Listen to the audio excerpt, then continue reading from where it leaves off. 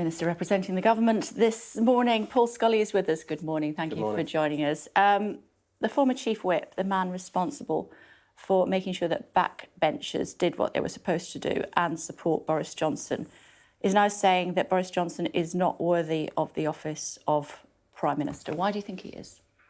Look, I respect Mark Harper's views on this and other backbenchers that have come to their own conclusions. The Prime Minister has made a full statement yesterday. He made a full apology yesterday as well.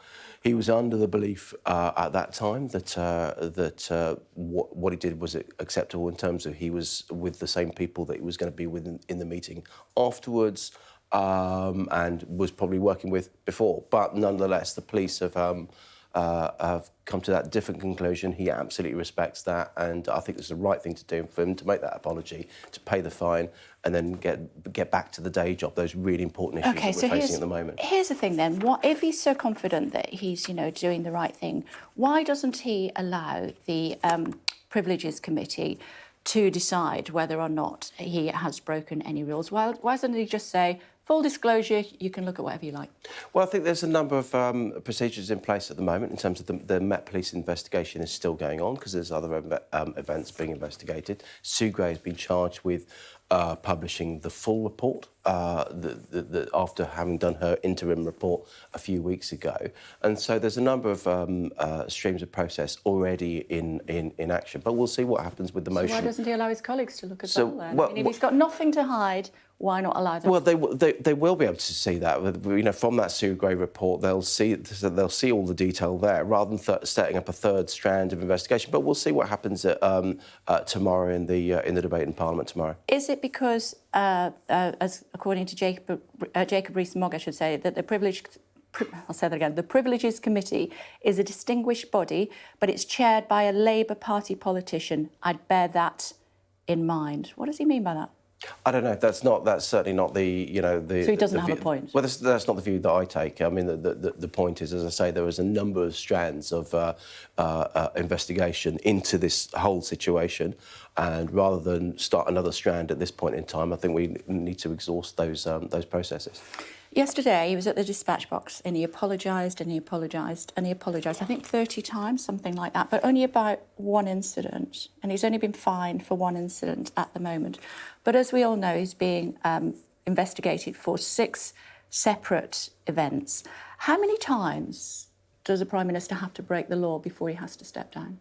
I think, well, first of all, I can't speculate on the investigation that's carried on because the events. I know that, but I think that what we need to do is look at each of those events in the round. There may be different circumstances. There may not be. I don't know. There may be a similar view, similar defence that the Prime Minister's taking in terms of.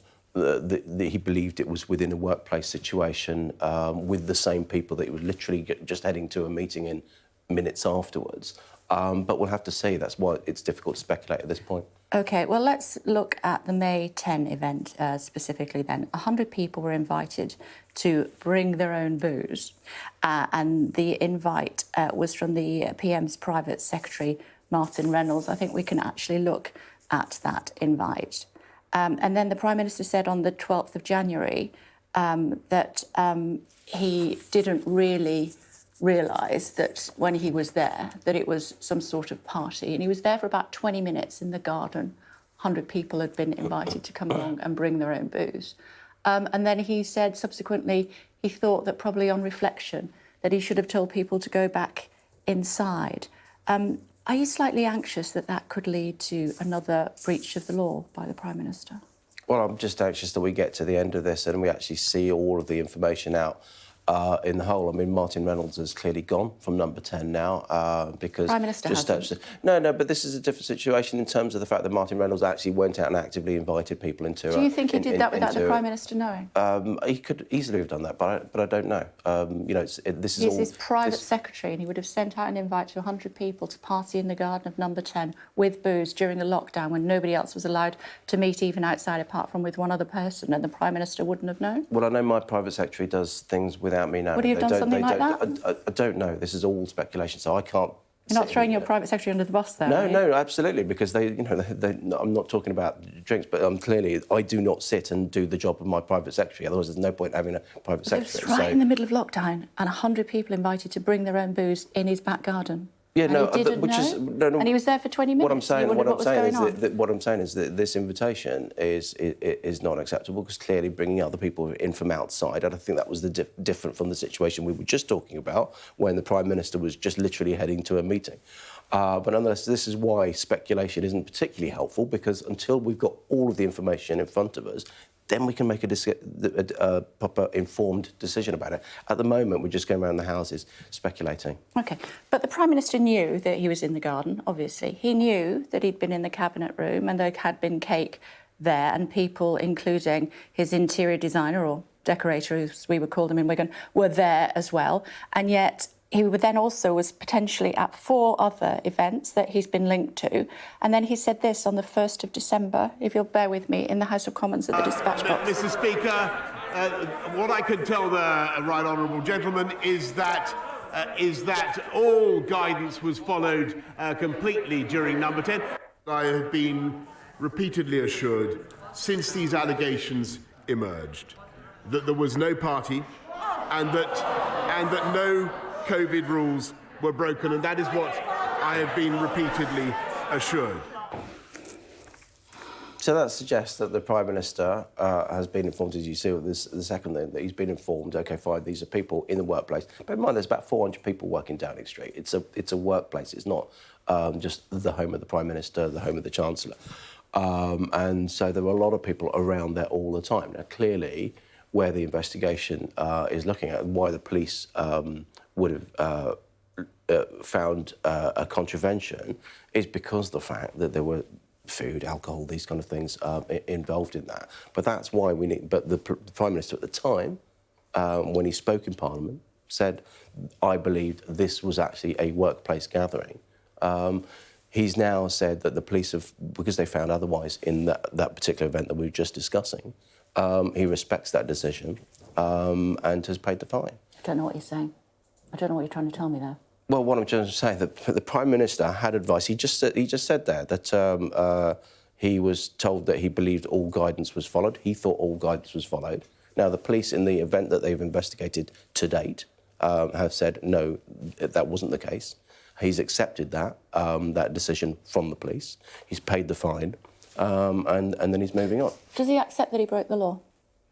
He's accepted that the police have come up with a different conclusion to what he thought at the time. Does he accept he broke the law, though? He accepts the police have found him to have broken the law. Yeah, but does he accept? Well, I don't know. I mean, again, it's speculation because I haven't spoken to him about it. Do you accept that he broke the law?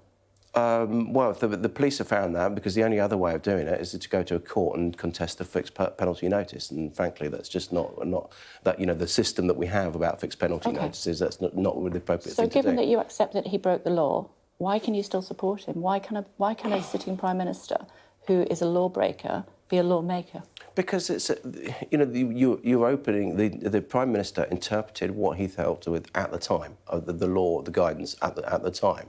And that's what he did. He took his decision in the heat of the moment, but he's accepted he's done wrong. He's accepted he's made a mistake. He's made a full apology 30 times, as you say, yesterday in his statement. And I don't think anyone could really see that and think that he wasn't contrite.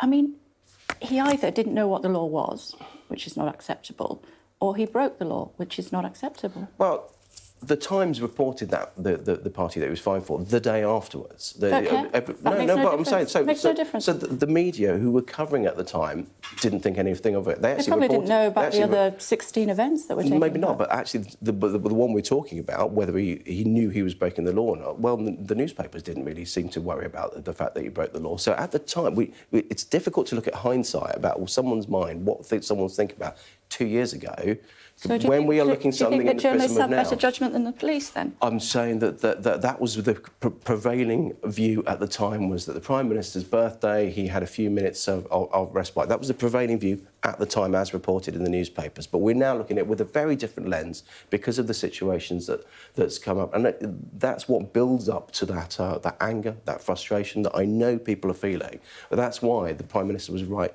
to accept the fixed penalty notice, to pay the fine, to apologise fully to Parliament yesterday on a number of occasions, and then to move on.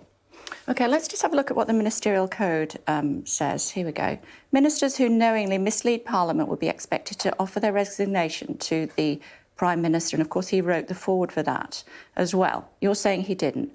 I'm saying what should happen if a minister breaks the code? Should they resign?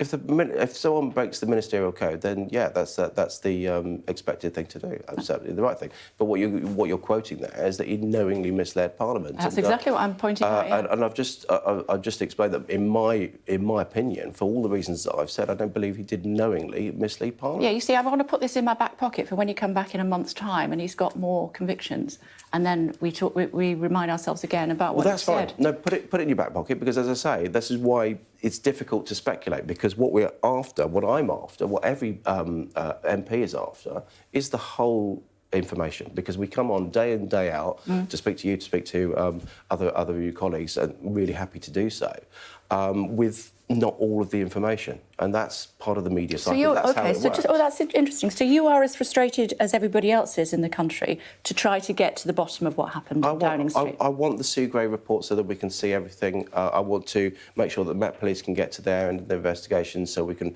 finish that part of it, okay. and then we can probably move on, because there's so many issues. Yep, we're not going to do that.